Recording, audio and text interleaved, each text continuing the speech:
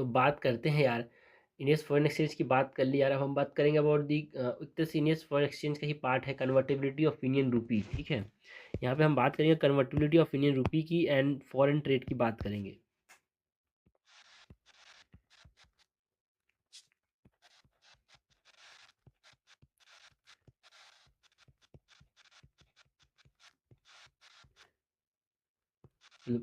Convertibility of Indian rupee की बात करेंगे एंड फॉरेन ट्रेड। सबसे पहले हम बात करते हैं कन्वर्टेबिलिटी ऑफ इंडियन रूपी की। जो कन्वर्टेबिलिटी ऑफ इंडियन रूपी है, यहाँ पे कन्वर्टेबिलिटी मतलब क्या होता है,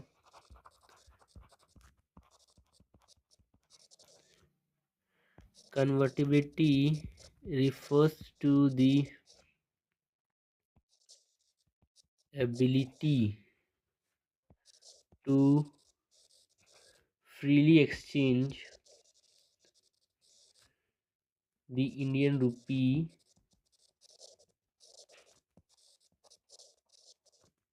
that is INR for foreign currencies, है ना। इंडियन रुपी को फॉरेन करेंसी में यहाँ पे फ्रीली एक्सचेंज करना without restriction is what we called as convertibility यार।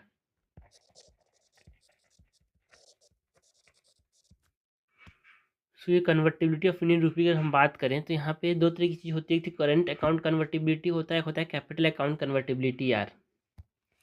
जो कन्वर्टेबिलिटी ऑफ इंडियन अकाउंट है, यहाँ पे हम बात करेंगे about convertibility, current account convertibility and capital account convertibility की।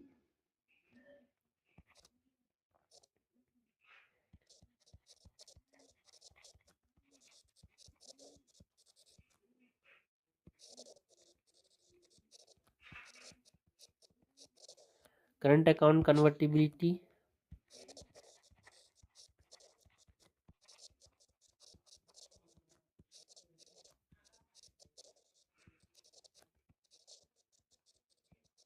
Current account convertibility and capital account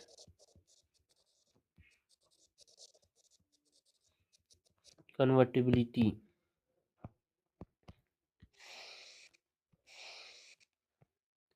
so जो करंट अकाउंट कन्वर्टेबिलिटी है, ये इंट्रोड्यूस कब किया गया था भाई? इट इज इंट्रोड्यूस इन 1994 यार। अंडर किसके गाइडलाइन के अंदर? जो इंटरनेशनल मॉनेटरी फंड है उसके गाइडलाइन के अंदर इसको इंट्रोड्यूस किया गया था।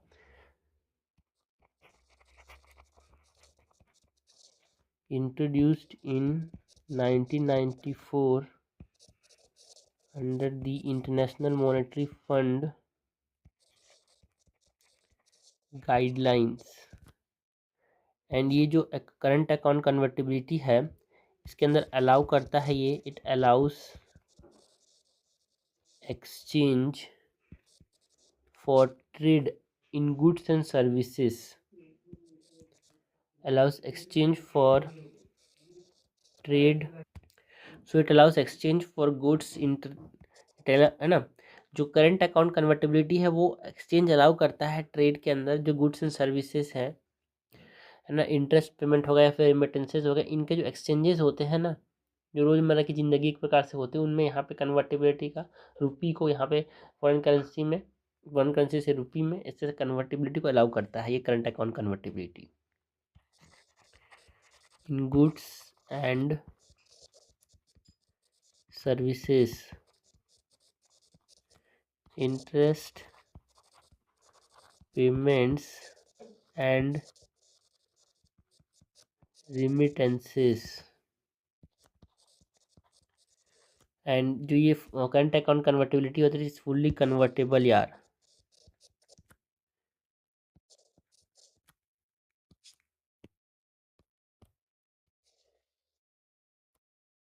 ठीक है, सो ये करंट अकाउंट कन्वर्टिबिलिटी की बात करें तो इंट्रोड्यूस कब किया गया था? 1994 में अंडर IMF गाइडलाइन, एंड ये फुल्ली कन्वर्टेबल होता है। उसके बाद हम बात करें कैपिटल अकाउंट कन्वर्टेबिलिटी की, तो कैपिटल अकाउंट कन्वर्टेबिलिटी क्या होता है भाई? It refers to converting currency for capital transactions, like यहाँ पे अगर फॉरेन इन्वेस्टमेंट कोई कर रहा है या फिर हम किसी देश से खरीद रहे हैं, कुछ उधारी ले रहे हैं, तो उसको यहाँ पर अगर हम क्या कर रहे हैं, कन्वर्ट कर रहे हैं इंडियन रुपी में, तो उसको हम क्या बोल रहे हैं, फिर इंडियन रुपी को हम फॉरेन करेंसी में कन्वर्ट कर रहे हैं, तो उसको हम बोल रहे हैं capital account convertibility. Refers to, तो कैपिटल और करेंट जो है ये किस बेसिस में, यहाँ पे किस चीज़ के लिए यहाँ पे हम कन्वर्ट करें, जैसे like goods services interest payment remittances के लिए हम कन्वर्ट कर रहे हैं तो उसको करंट अकाउंट कन्वर्टिबिलिटी में बोलेंगे। अगर हम कोई इन्वेस्टमेंट कोई देश से कर रहा है कोई, या फिर हम किसी देश से उधारी ले रहे हैं, तो उसके लिए अगर हम कन्वर्ट कर रहे हैं फॉरेन करेंसी में या फिर इंडियन करेंसी में, तो उसको हम क्या बोल रहे हैं, capital account convertibility. Converting currency for capital transactions like foreign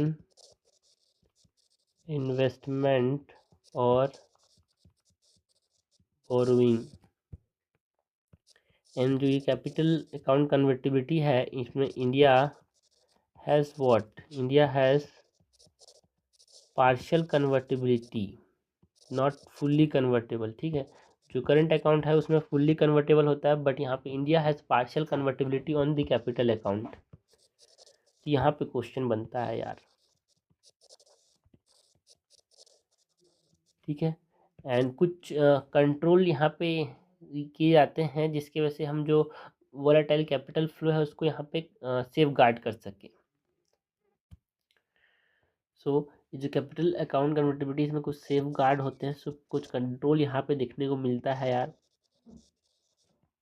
so it some control exist to safeguard against volatile capital flow. So जो कैपिटल अकाउंट कन्वर्टिबिलिटी है यहाँ पे ये पार्शियल कन्वर्टिबिलिटी होता है यार, ठीक है। एंड कुछ सेफ गार्ड्स होते हैं जो कि क्या करते हैं, वोलेटाइल कैपिटल फ्लो के अगेंस्ट होते हैं, ठीक है ना। कुछ कमिटीज़ की बात करते हैं, 3 इंपॉर्टेंट कमिटीज़ है यहाँ पे, that is Tarapur committee, Rangarajan committee and second Tarapur committee, ठीक है। ये थे किसके लिए भाई, for the current account convertibility.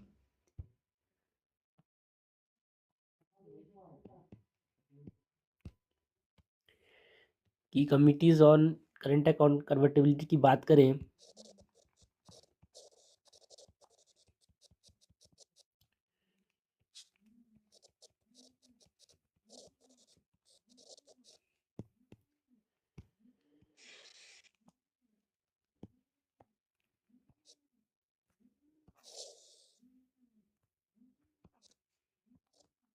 तो यहाँ पे 3 कमिटीज जो बनाई गई थी, इसमें हम बात करते हैं अबाउट SS तारापुर कमिटी,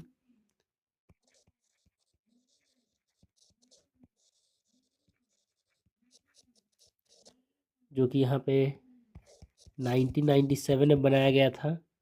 उसके बाद Rangarajan committee,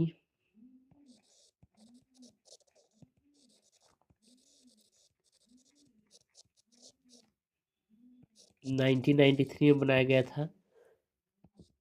and second Tarapur committee जो कि 2006 में बनाया गया था। सो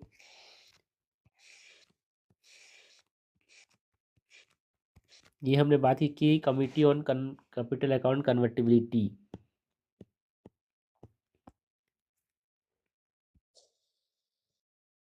इन जो SS तारापुर कमिटी है,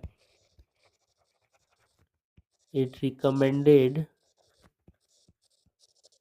फेस्ड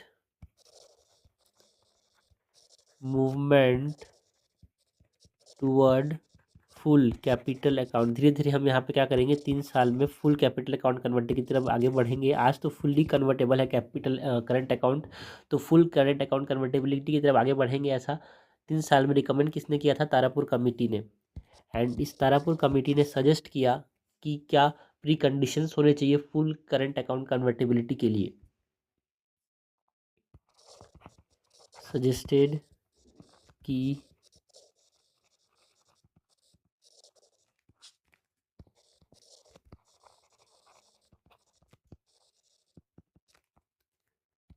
पहला है जो फिजिकल डेफिसिट है वो 3.5% ऑफ जीडीपी से कम होना चाहिए भाई।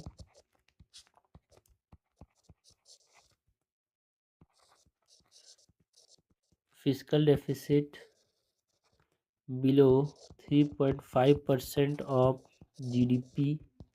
दूसरा यहाँ पे इन्फ्लेशन जो है वो भी कम होना चाहिए। किससे कम होना चाहिए भाई? 3 और 5% से कम होना चाहिए। एंड तीसरा यहाँ पे जो फाइनेंशियल सेक्टर है उनको स्ट्रेंथन करने की ज़रूरत है यार, बैंकिंग रिफॉर्म्स लाने की ज़रूरत है, तब जाके हम यहाँ पे फुल करंट अकाउंट कन्वर्टेबिलिटी को हासिल करेंगे। Strengthen financial sector and banking reforms. So ये हमने बात की phased movement toward full current account convertibility 3 साल में। ऐसा किसने बोला? फर्स्ट तारापुर कमेटी ने। सेकेंड जो ये रंगराजन कमेटी थी, रंगराजन कमेटी ने क्या बोला कि जो कैपिटल जो करंट अकाउंट कन्वर्टिबिलिटी है वो हम कब तक हासिल कर लेंगे? पार्शियल वाला 1994 led to partial current account convertibility in 1994। And इसने बोला कि एक तरह से ग्रेजुअल जो करंट अकाउंट कन्वर्टिबिलिटी है वो करेंगे based on the macro economic stability यार, धीरे धीरे। 3 साल में फटाक से कर दें ऐसा नहीं। Advocated for gradual current account convertibility based on macro economic stability. And जो रंगराजन कमेटी का रिपोर्ट था 1993 में, इसके रिकमेंडेशन के बेस पे इंट्रोड्यूस किया गया था जो liberalised exchange rate management system है वो इंट्रोड्यूस हुआ था भाई। इंट्रोड्यूस्ड लिबरलाइज्ड एक्सचेंज रेट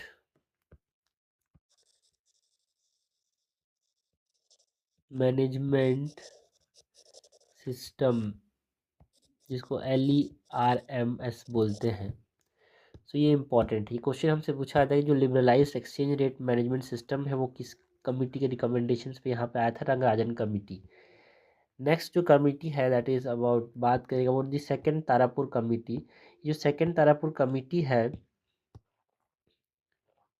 इसने एक तरह से फुल करंट अकाउंट कन्वर्टेबिलिटी की बात की थी, लेकिन किस मैनर में? एक फेस्ड मैनर में। कोई है ना, एक मतलब स्ट्रॉन्ग फाइनेंशियल सेक्टर रिफॉर्म्स लाएंगे और इसके बाद एक फुल कैपिटल अकाउंट कन्वर्टेबिलिटी की तरफ आगे बढ़ेंगे यार, ठीक है। लेकिन कैसे? फेस्ड मैनर, धीरे धीरे करके।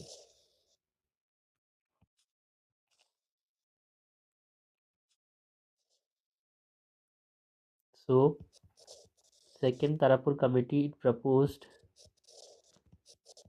full current account convertibility in a phased manner with strong financial sector reform। And ये जो था Tarapur committee, it emphasized on exchange rate stability, fiscal discipline and forex reserve above $100 billion. $100 billion से ऊपर यहाँ पे फॉरेक्स रिजर्व रखने की कोशिश की जा रही है, तब जाके हमारे पास ये फुल करंट अकाउंट कन्वर्टिबिलिटी होगा। एंड जो फॉरेन डायरेक्ट इन्वेस्टमेंट है उसमें जो रेस्ट्रिक्शंस है, foreign direct investment and foreign institutional investment, उसके जो रेस्ट्रिक्शंस है उसको हटाने की बात की गई इसने। Recommended second Tarapur committee report recommended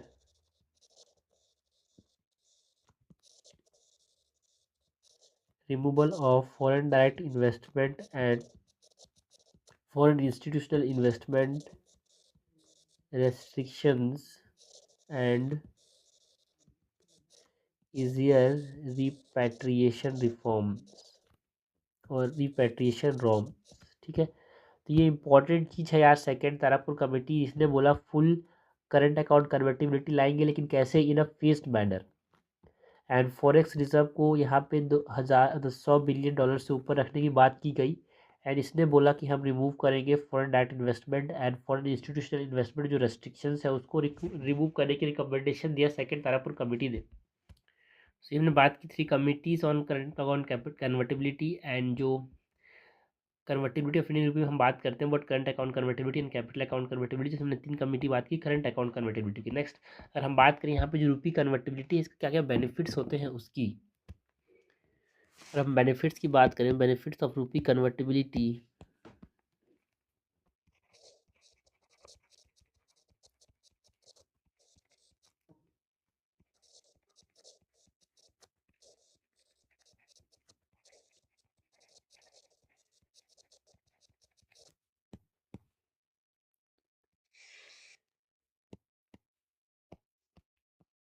सबसे पहले तो यहाँ पे जो रुपी कन्वर्टिबिलिटी, इसने एक तरह से इंटरनेशनल ट्रेड को बूस्ट किया, जो फॉरेन इन्वेस्टमेंट है उसको अट्रैक्ट किया, and efficient allocation of resources किए भाई ना, ग्लोबल इकोनॉमिक का एंट्री ना, ग्लोबल इकोनॉमिक्स इंटीग्रेशन किया इसने, टूरिज्म को प्रमोट किया।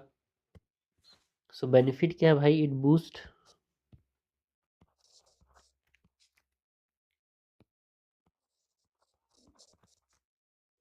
इंटरनेशनल ट्रेड,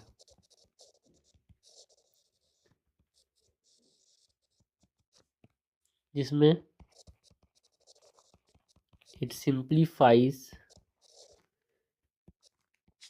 जो क्रॉस बॉर्डर ट्रांजेक्शन्स होते हैं गुड्स एंड सर्विसेज का, उसको ये सिंप्लीफाई कर देता है यार। जो रुपी कन्वर्टिबिलिटी है तो उसका एक फ़ायदा है कि इंटरनेशनल ट्रेड तेज़ी से बढ़ता है आगे।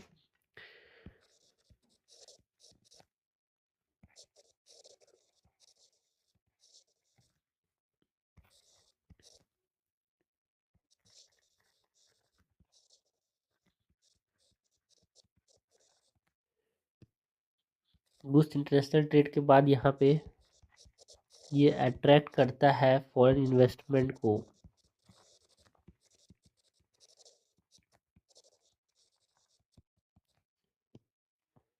जिसमें कैसे अट्रैक्ट करता है यार, ये इन्हांस करता है जो इन्वेस्टर का कॉन्फिडेंस है उसको इन्हांस करता है by reducing exchange risk,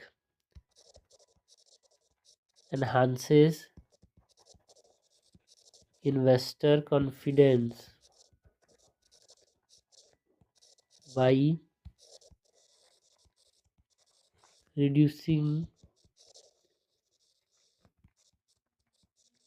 exchange risk. और क्या फ़ायदा है भाई रुपी कन्वर्टिबिलिटी का, एक तरह से जो एलोकेशन ऑफ रिसोर्सेज को एफिशिएंट बनाता है, ये एफिशिएंट एलोकेशन ऑफ रिसोर्सेज, जिसमें ये एनकरेज करता है capital flow, encourage capital flow to productive sector. पैसा किसको मिलना चाहिए भाई, प्रोडक्टिव सेक्टर को, ऐसा ये एनकरेज करता है लोगों की इन्वेस्ट उस पर करें। ऑल्सो ये ग्लोबल इकोनॉमिक इंटीग्रेशन पे भी फोकस करता है, ग्लोबल इकोनॉमिक इंटीग्रेशन, जिसमें ये स्ट्रेंथन करता है इंडियाज पार्टिसिपेशन। कहाँ पे भाई, जो ग्लोबल फाइनेंशियल सिस्टम है उसमें यहाँ पे ये रुपी कन्वर्टिबिलिटी उसे स्ट्रेंथन करता है, उसकी वजह से ग्लोबल इकोनॉमिक इंटीग्रेशन देखने को मिलता है अपने को।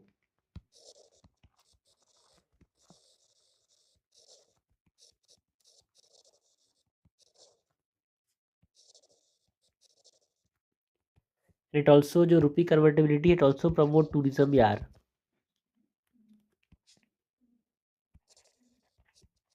Promote tourism. कैसे भाई, जो इजी करेंसी कन्वर्जन होता है इसकी वजह से जो फॉरेन ट्रैवलर्स है वो आसानी से इंडिया में आ पाते हैं, on board out board tourism India जा पाते हैं अच्छे से। ज़्यादा दिक्कत नहीं होता पैसा कन्वर्ट करने में। So easy currency conversion for foreign travellers and outbound tourism. तो ये हमने बात की अबाउट द बेनिफिट्स ऑफ रूपी कन्वर्टेबिलिटी। नेक्स्ट हम बात करें अबाउट द लिमिटेशन ऑफ रूपी कन्वर्टेबिलिटी की। बेनिफिट्स की बात कर ली बट कुछ लिमिटेशंस भी हैं यहाँ पे रूपी कन्वर्टेबिलिटी की। लिमिटेशंस के अंदर हम बात करेंगे अबाउट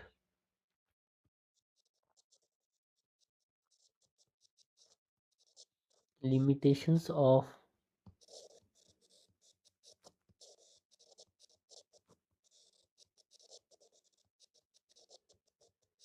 रूपी कन्वर्टेबिलिटी।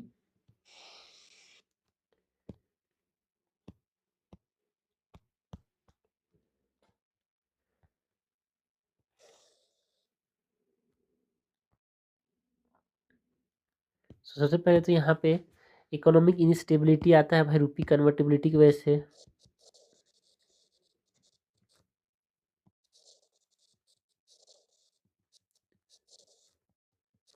इकोनॉमिक इंस्टेबिलिटी जिसमें यहाँ पे जो फुल कन्वर्टेबिलिटी है उसकी वजह से जो इकोनॉमी है वो एक्सपोज रहता है टुवर्ड द ग्लोबल फाइनेंशियल वॉलेटिलिटीज। या दुनिया में अगर कोई नुकसान हो रहा हो तो इंडिया की इकोनॉमी में डायरेक्टली उसका इफेक्ट दिखने को मिलता है due to full rupee convertibility.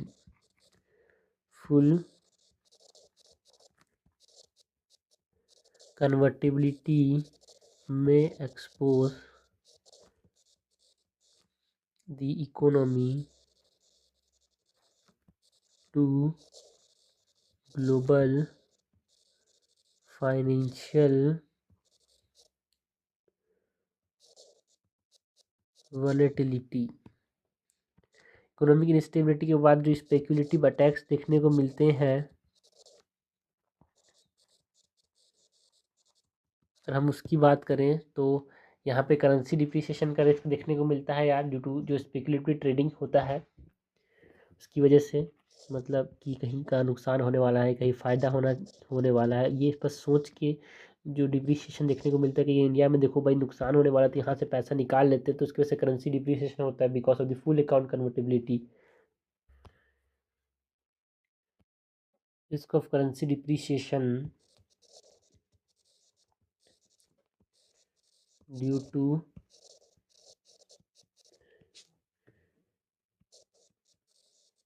Speculative trading. Current attacks के बाद यहाँ पे अगर हम बात करें करंट अकाउंट डेफिसिट, वो भी हमको देखने को मिलता है यार। CAD current account deficit, higher imports and जो रेमिटेंसेस हैं जिसकी वजह से जो करंट अकाउंट डेफिसिट है वो और भी ज़्यादा वाइड हो सकता है, में widen the current account deficit. Capital flight भी देखने को मिल सकता है, मतलब हमारे देश से पैसा लोग निकाल भी सकते हैं यार, फुल कन्वर्टेबल रहेगा बिकॉज जो वेल्दी इंडिविजुअल्स एंड कॉर्पोरेट होते हैं वो अपने कैपिटल्स को यहाँ पे अब्रॉड में निकाल के ले जाते हैं। So capital flight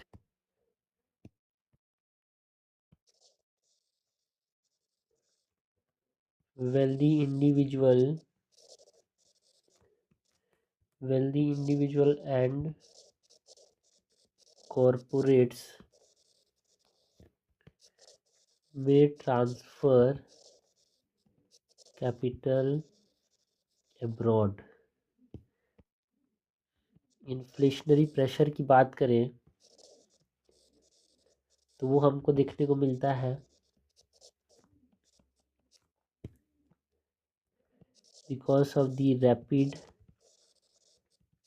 capital inflows it can lead to inflation over. मतलब इन्फ्लेशन देखने को मिल सकता है बिकॉज यहाँ पे बहुत ज़्यादा इंडिया में अगर इन्वेस्ट कर रहे हैं तो उसके से over heating of the economy भी हो सकता है।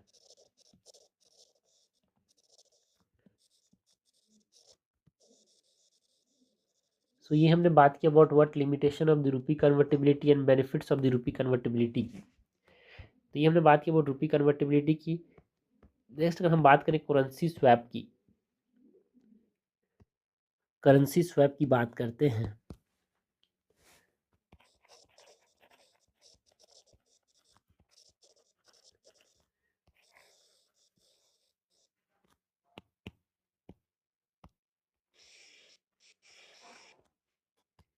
करेंसी स्वैप क्या होता है भाई? एक ये भी फाइनेंशियल अरेंजमेंट है जिसमें जो पार्टीज एक तरह से प्रिंसिपल एंड इंटरेस्ट पेमेंट को एक तरह से एक्सचेंज करते हैं या डिफरेंट करेंसीज के साथ over a specified period. Currency swap is a financial मतलब एग्रीमेंट है between two parties to exchange principal and interest payments in different currencies over a specified period। ठीक है। टाइप्स ऑफ करेंसी स्वैप की अगर हम बात करें यहाँ पे,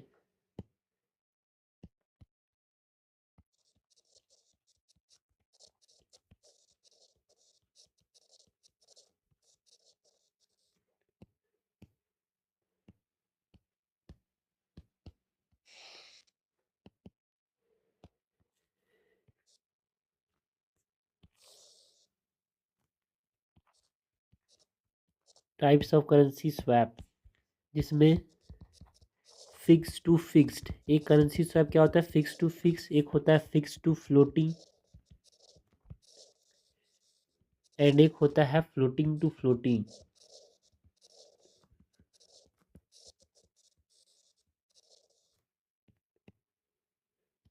fix to fix, fix to floating and floating to floating. Fix to fix क्या होता है भाई? Fix to fix currency swap में दोनों पार्टीज के पास एक फिक्स्ड इंटरेस्ट रेट होता है भाई, बट डिफरेंट करेंसीज में। बोथ पार्टीज पे fixed interest in different currencies. बाकी जो फिक्स टू फ्लोटिंग है उसमें एक पार्टी फिक्स रेट देता है बट जो अदर है वो फ्लोटिंग रेट देता है। मतलब एक तरह से कंट्री में कहीं फिक्स्ड रेट होता है, फिक्स्ड इंटरेस्ट रेट होता है एक्सचेंज के अंदर, एंड कहीं पे फ्लोटिंग एक्सचेंज रेट होता है। तो उसके बेसिस पे यहाँ पे ये हम कह रहे हैं one party pay fixed rates and the other pays a floating rates. Floating to floating की बात करें तो यहाँ पे दोनों पार्टीज जो है, both parties exchange floating rates, है ना, फ्लोटिंग रेट में इंटरेस्ट पेमेंट करते हैं दोनों पार्टीज। ना टाइप्स ऑफ करेंसी स्वैप का अगर हम बात करें, यूज किया भाई ये करेंसी स्वैप का। सो यूजेस ऑफ करेंसी स्वैप।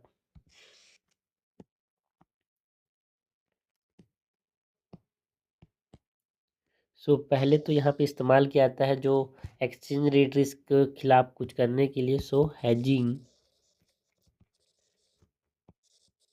है ना, एक्सचेंज रेट रिस्क को कम करने के लिए एक तरह से हमारे पास इस्तेमाल किया जाता है करेंसी स्वैप का। So hedging against the exchange rate risk, जिसमें ये प्रोटेक्ट करता है against currency fluctuation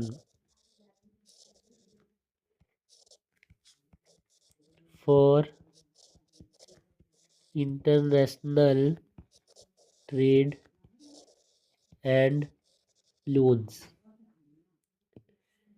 hedging against exchange rate risk के लिए यहाँ पे इस्तेमाल किया था करेंसी स्वैप का ऑल्सो, मतलब एक्सचेंज रेट रिस्क में जो नुकसान हो रहे हैं उसको यहाँ पे बचाने के लिए अपने आप को, है ना। एंड बोरोइंग कॉस्ट को भी रिड्यूस करने के लिए इस्तेमाल किया था करेंसी स्वैप को यार। सो रिड्यूसिंग बोरोइंग कॉस्ट, सो रिड्यूसिंग बोरोइंग कॉस्ट, इसमें जो एंटिटीज है जो एक्सेस चीपर लोन्स, है ना, फॉरेन करेंसी में यहाँ पे ये चीपर लोन्स लेने के लिए एक तरह से इस्तेमाल करते हैं करेंसी स्वैप का, कि फॉरेन करेंसी में सस्ते मिलते हैं तो उसको हम क्या करते हैं, इंडियन रुपी को एक्सचेंज कर लेते हैं फॉरेन करेंसी में, तो इसकी वजह से सस्ते मिल जाते हैं लोन्स, ठीक है। तो उसके लिए करेंसी स्वैप का इस्तेमाल किया जाता है। और किस लिए इस्तेमाल किया था भाई करेंसी स्वैप का, ऑल्सो फॉरेक्स रिजर्व को एनहांस करने के लिए, बढ़ाने के लिए,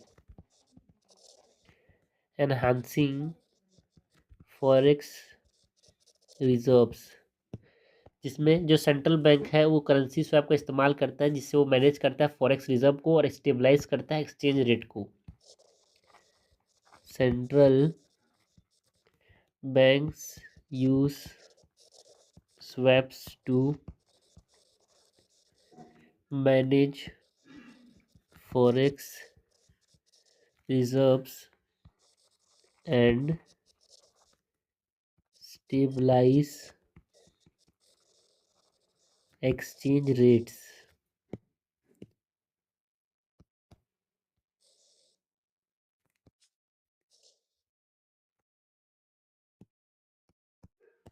एंड फैसिलिटेटिंग ट्रेड यार, इसलिए भी इस्तेमाल करता है करेंसी स्वैप का, facilitating trade, it ensures liquidity for trade settlement between nations। ये हमने बात की about the use of currency swap की। तो यहाँ पे एक चीज़ होता है यार, सॉफ्ट करेंसी, एक होता है hard currency. Soft currency and hard currency क्या होता है, इनके बीच में यहाँ पे एस्पेक्ट देखते हैं, डिफरेंस करते हैं यार। सो बात करते हैं अबाउट हार्ड करेंसी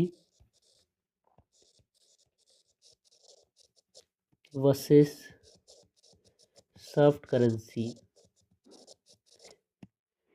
ठीक है, इधर हम बात करेंगे अबाउट एस्पेक्ट्स की, यहाँ पे हम बात करेंगे अबाउट हार्ड करेंसी की, इधर हम बात करेंगे अबाउट सॉफ्ट करेंसी की। सबसे पहले तो स्टेबिलिटी की बात करें तो सबसे ज़्यादा स्टेबल कौन होता है, ज़्यादा स्टेबल कौन होता है, हार्ड करेंसी ज़्यादा स्टेबल होता है कि सॉफ्ट करेंसी। सो स्टेबल होता है हार्ड करेंसी, बट जो सॉफ्ट करेंसी है वो थोड़ा अनस्टेबल होता है, एंड एक तरह से इसकी वैल्यू जो होती है वो वोलेटाइल होती है। एंड एक्सेप्टेंस की बात करें, सो हार्ड करेंसी जो है ये ग्लोबली एक्सेप्टेड होता है, एंड सॉफ्ट करेंसी ये लोकली एक्सेप्टेड होता है या फिर regionally it is used.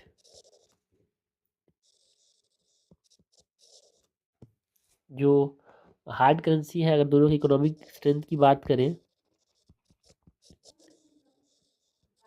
So hard currency का इकोनॉमिक स्ट्रेंथ क्या होता है, स्ट्रांग होता है,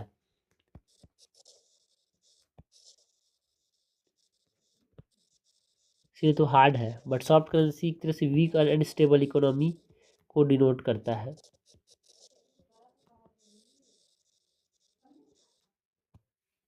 इकोनॉमिक स्ट्रेंथ के बाद अगर हम बात करें इन्फ्लेशन की,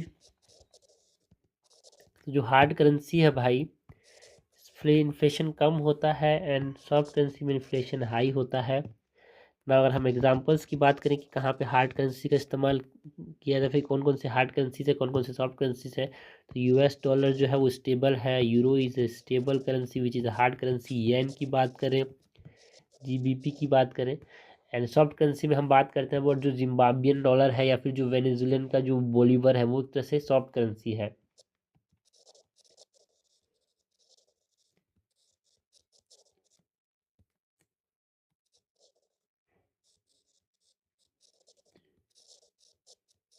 ओके, नेक्स्ट अगर हम बात करें अबाउट इंडियाज फॉरेन ट्रेड की,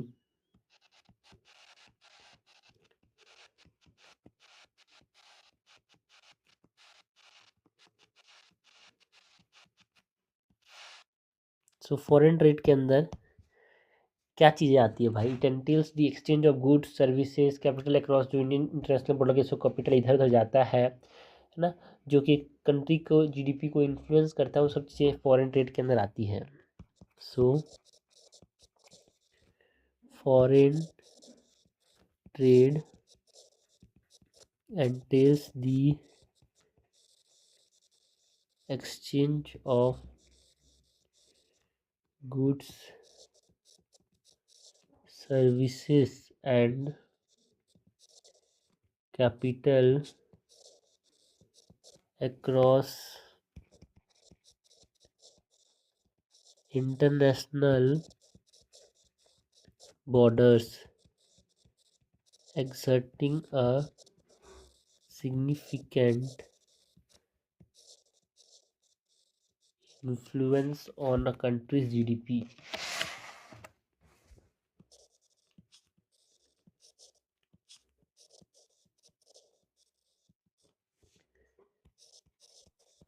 ठीक है।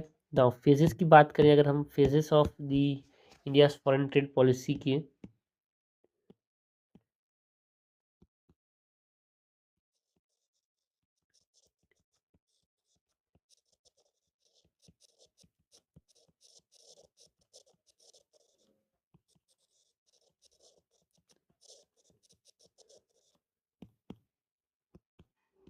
Phases of India's foreign trade policy से हम 3 फेज की बात करते हैं।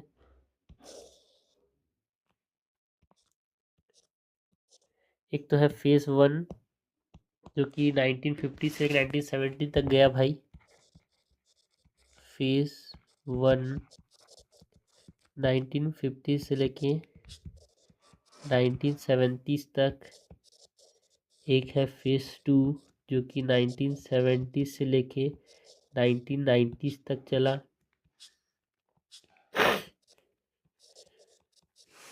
एंड एक है फेज 3, जो कि 1990 से आज तक चल रहा है फॉरेन ट्रेड पॉलिसी के अंदर। Phase 1, phase 2 and phase 3। So phase 1 जो है, यहाँ पे import restrictions and import substitutions हमको देखने को मिला। Import restriction and import substitution. Phase 2 की बात करें तो यहाँ पे हमको export promotion and import liberalisation. And phase 3 के अंदर हमारे पास इट इज़ आउटवर्ड ओरिएंटेड यार।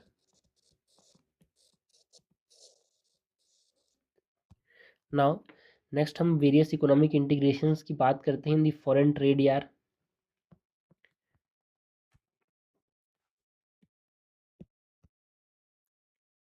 सो इकोनॉमिक इंटीग्रेशंस की बात करते हैं, सबसे पहले तो हम बात करेंगे अबाउट प्रिफरेंशियल ट्रेड एग्रीमेंट की।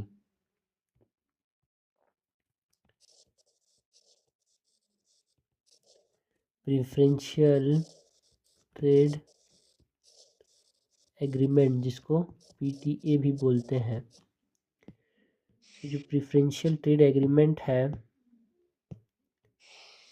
क्या होता है भाई? यहाँ पे जो मेंबर कंट्रीज़ हैं एक तरह से अपने रिड्यूस करते हैं टैरिफ को कुछ प्रोडक्ट्स के, जैसे कि हमने इंडिया एंड मर्कोसुर पीटीए जो है, यहाँ पे पार्शियल टैरिफ रिडक्शन किया गया है जो लिमिटेड कवरेज रखता है। सो प्रिफरेंशियल ट्रेड एग्रीमेंट के अंदर जो मेंबर्स हैं, member countries reduce tariffs on certain products. Example के तौर पे इंडिया मर्कोसुर पीटीए। एंड की फीचर्स अगर हम बात करें सो जो पार्शियल टैरिफ रिडक्शन है वो हमको देखने को मिलता है लिमिटेड प्रोडक्ट कवरेज। ये प्रेफरेंशियल ट्रेड एग्रीमेंट के अंदर इम्पोर्टेंट चीज़ें हैं। नेक्स्ट प्रेफरेंशियल ट्रेड एग्रीमेंट के बाद नेक्स्ट जो है इकोनॉमिक इंटीग्रेशन वाली चीज़ें, उसमें हम बात करते हैं अबाउट फ्री ट्रेड एग्रीमेंट की।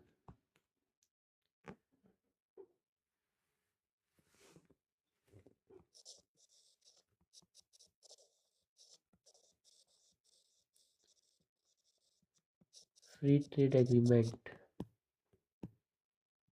फ्री ट्रेड एग्रीमेंट क्या होता है भाई?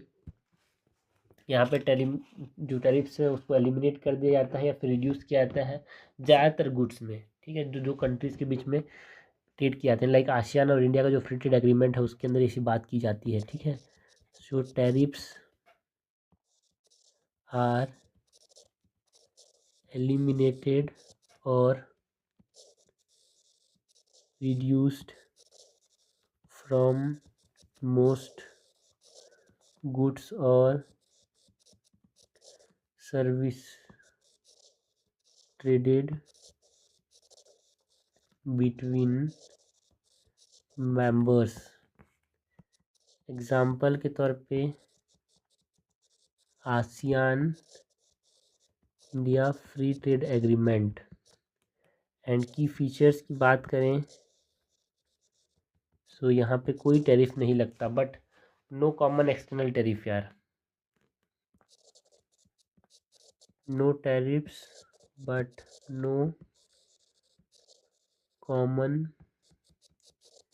External tariff. बाहर से कोई और टैरिफ नहीं लगाएंगे, ठीक है। फ्री ट्रेड एग्रीमेंट के बाद नेक्स्ट अगर हम बात करें अबाउट मॉनेटरी यूनियन की,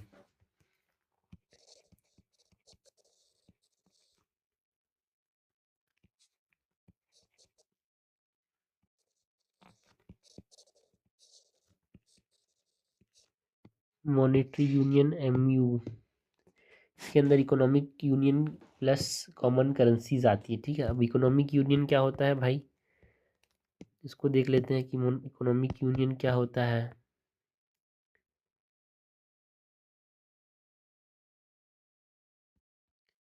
इकोनॉमिक यूनियन से पहले हमको पता होना चाहिए कॉमन मार्केट क्या होता है, ठीक है। सबसे पहले हम बात करते हैं कॉमन मार्केट की,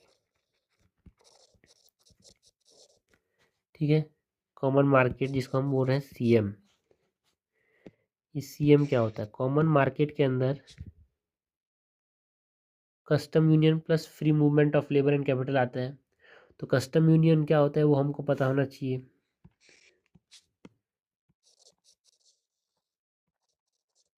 एंड कस्टम यूनियन से पहले हमको पता होना चाहिए about what, comprehensive economic cooperation agreement. तो सबसे पहले तो हम बात करेंगे अबाउट कॉम्प्रिहेंसिव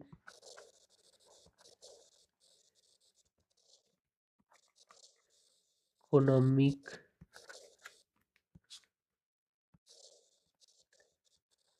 कोऑपरेशन एग्रीमेंट की। कॉम्प्रिहेंसिव इकोनॉमिक कोऑपरेशन एग्रीमेंट के अंदर एक ब्रॉडर एग्रीमेंट है भाई, इसमें फ्री ट्रेड बेनिफिट्स आते हैं, फ्री ट्रेड एग्रीमेंट के बेनिफिट्स, इसके साथ साथ जो इन्वेस्टमेंट है, सर्विसेज एंड इंटेलेक्चुअल प्रॉपर्टी के अंदर भी बेनिफिट्स देखने को मिलते हैं। So a broader agreement including free trade agreement, जिसमें कोई टैरिफ नहीं लगता, इंक्लूडिंग फ्री ट्रेड एग्रीमेंट के बेनिफिट्स तो मिलेंगे along with investment services and intellectual property. Example के तौर पे India Singapore comprehensive economic cooperation agreement, इसके अंदर की फीचर्स की बात करें सो इसमें cover goods services and deeper economic cooperation देखने को मिलता है। Okay, so comprehensive economic cooperation agreement it cover goods services and deeper economic cooperation होता है भाई। इसके बाद हम बात करें कस्टम यूनियन की, तो कस्टम यूनियन के अंदर क्या होता है, जो मेंबर्स हैं वो इंटरनल टैरिफ को एलिमिनेट करते हैं, बट एक कॉमन एक्सटर्नल टैरिफ होता है इनके बीच। जैसे फ्री ट्रेड एग्रीमेंट में कोई भी कॉमन एक्सटर्नल टैरिफ नहीं था, बट यहाँ पे कॉमन एक्सटर्नल टैरिफ होता है। Members eliminates internal tariffs and adopt a common external tariffs। Example के तौर पे जो साउथर्न अफ्रीका है ना, जो साउदर्न अफ्रीकन कस्टम यूनियन है, उसने एक तरह से यूनिफाइड ट्रेड पॉलिसी के अंदर अपनाया। एक तरह से यूनिफाइड ट्रेड पॉलिसी होता है नॉन मेंबर्स के लिए। एग्जाम्पल के तौर southern African customs union SACU की फीचर्स की बात करें, सो की फीचर्स के अंदर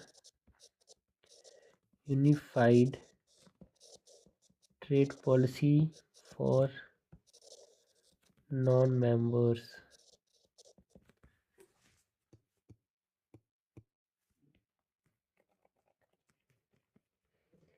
नेक्स्ट कॉमन यूनियन की बात करते हैं। कस्टम यूनियन के बाद कॉमन यूनियन। तो कॉमन यूनियन क्या होता है, कस्टम यूनियन वाली चीज़ तो रहेगी ही रहेगी, लेकिन यहाँ पे इंटरनल टैरिफ को हटा एलिमिनेट करते हैं, बट कॉमन एक्सटर्नल टैरिफ रखते हैं। इसके साथ साथ यहाँ पे फ्री मूवमेंट देखने को मिलता है of labour, capital and services.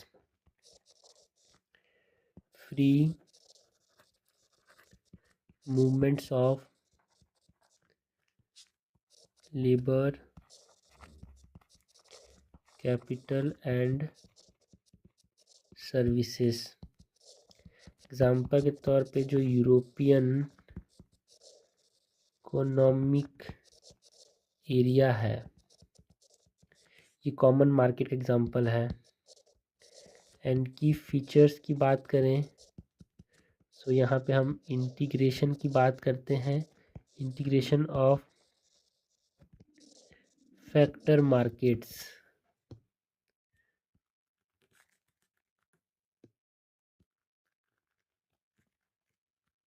इसके बाद अगर हम बात करें कॉमन मार्केट के बाद अबाउट इकोनॉमिक यूनियन की,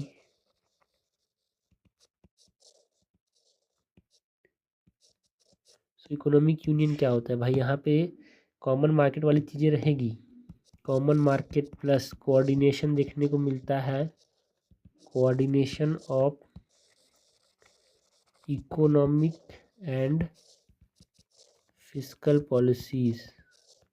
एग्जाम्पल के तौर पे जो यूरोपियन यूनियन है वो एक इकोनॉमिक यूनियन है, वहाँ पे कॉमन मार्केट वाली चीज़ें तो है, मतलब इंटरनल टैरिफ एलिमिनेट कर दिए हैं, एक्सटर्नल टैरिफ अडॉप्ट किए हैं, प्लस लेबर कैपिटल सर्विसेज का फ्री मूवमेंट होता है। उसके साथ साथ इनके बीच में इकोनॉमिक एंड फिस्कल पॉलिसीज में कोऑर्डिनेशन भी देखने को मिलता है ना। कि फीचर्स के अंदर शेयर्ड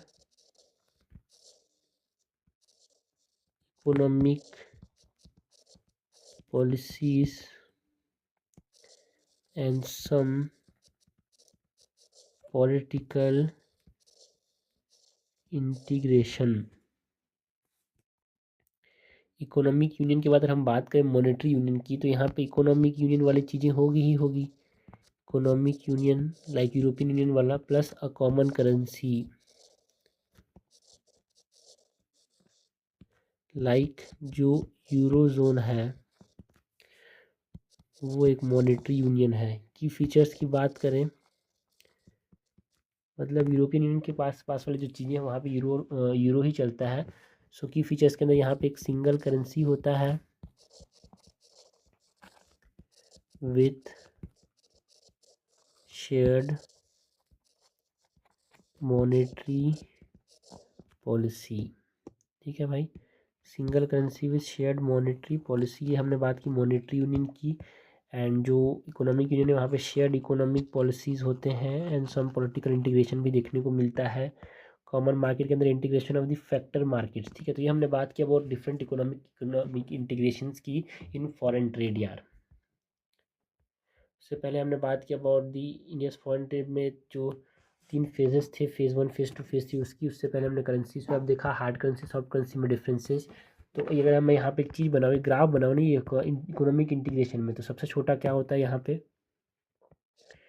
PTA, मतलब प्रिफरेंशियल ट्रेड एग्रीमेंट सबसे छोटा, ठीक है, प्रिफरेंशियल ट्रेड एग्रीमेंट। उससे बड़ा यहाँ पे फ्री ट्रेड एग्रीमेंट, उससे बड़ा यहाँ पे कॉमन इकोनॉमिक कोऑपरेशन एग्रीमेंट, उससे बड़ा यहाँ पे कस्टम यूनियन,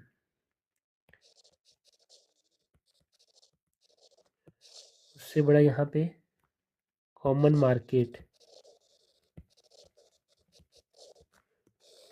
उससे बड़ा यहाँ पे इकोनॉमिक मार्केट। तो इकोनॉमिक मार्केट सबसे बड़ा होता है, ठीक है। तो ये हमने बात की अबाउट व्हाट फॉरेन ट्रेड की,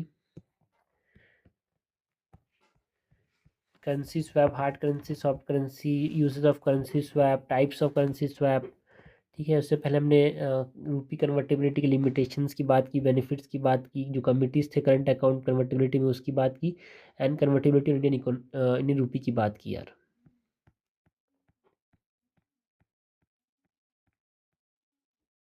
So this is all about the India's foreign exchange rates or market and foreign trade.